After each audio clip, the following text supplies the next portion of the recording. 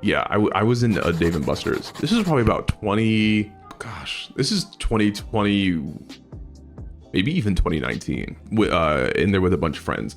And like, this had been around the time, I think there had been like already the major shootings in a bunch of different places, like all around the country. I say that like that specifies anything, since we've been having shootings since like Columbine. I always get like this tiny inkling. It's almost like a gaze into the abyss type thing. Anytime I'm anywhere, for like a flash second, I'll be like, what if a gunman just came? And I just have to, I think, like keep these in mind because I do live in America and we do have a lot of guns here. And even though you have a better chance of being like mauled by a bear while being struck by lightning than getting like assailed by like, you know, a mass murderer in America, it's happened a little bit too often to not have to at least consider it. So I'll be in like a movie theater or something like that and be like, what if a gunman came in here? Because that's happened before, unfortunately. But I'll be in like Dave and Buster's with my friends and I see like everybody around and it's so many people having fun. It's a good time. And in my mind, I think like, what if a person did something untoward in here?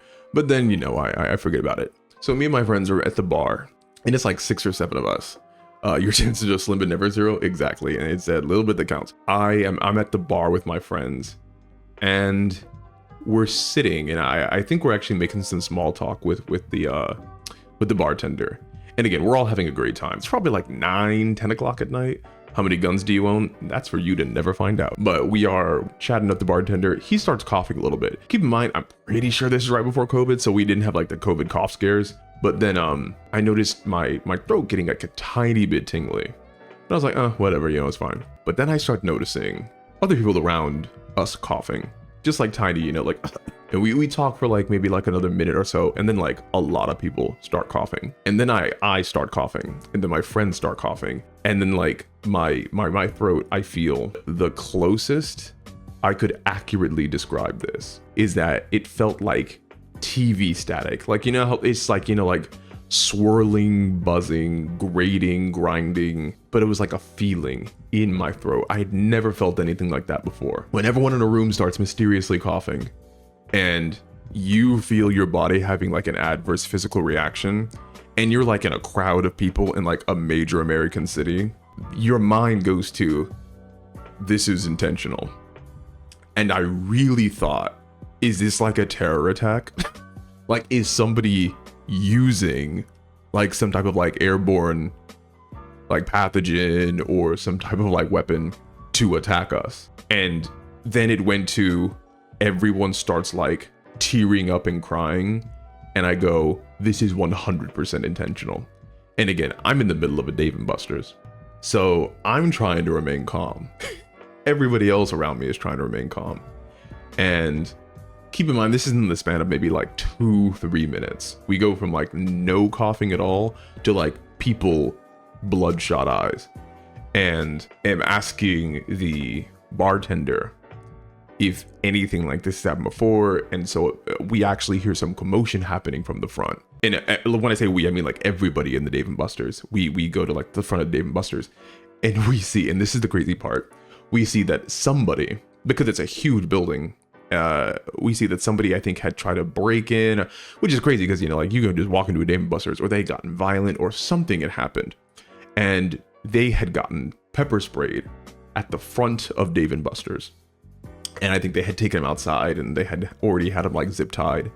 I think it already called the police. So there was no huge issue. I immediately had my fears allayed. But you're gonna have to break out his Zoom. Yeah. I was like, okay, thank God there was no terror attack. Because again, I was really thinking, this doesn't look good.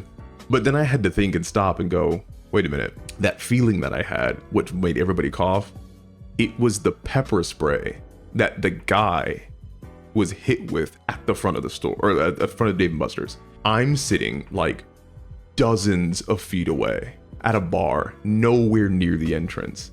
And I felt my throat like not closing up, but not being easy to breathe. And like, I felt my eyes watering. And it of course got stronger as I went towards the front. But that honestly made me realize just like how insane pepper spray actually was, that I could have been nowhere near this security guard when he used it, and I thought there was a terror attack going on. And it was then that I realized, like, oh, this is why people have to do pepper spray training, because if you don't know what you're doing, you could probably hurt a lot of people if you spray somebody.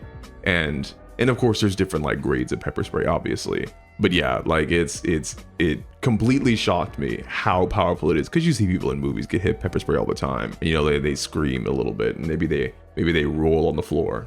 The 9/11 effect, yeah, maybe a little bit. Again, I think in America there was always kind of like this uniquely, and maybe it's big city America, the uniquely paranoid behavior that you have to have about some type of like major incident happening.